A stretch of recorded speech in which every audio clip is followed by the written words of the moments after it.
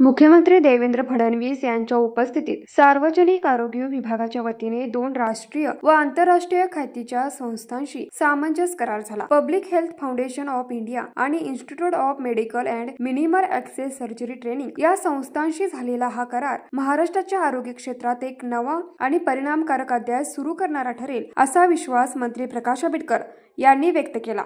या करारामुळे राज्यातील सार्वजनिक आरोग्य व्यवस्थेचा प्रशिक्षण, संशोधन आणि धोरण निर्मितीत दीर्घकालीन सकारात्मक बदल घडतील.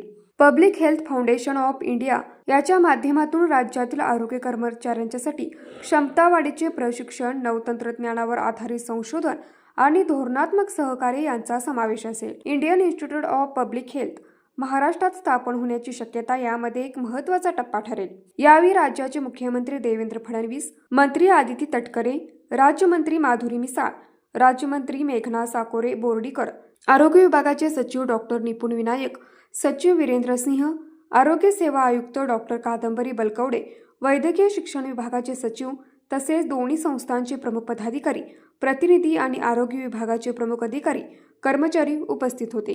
न्यूज मराठी 24 कोल्हापूर.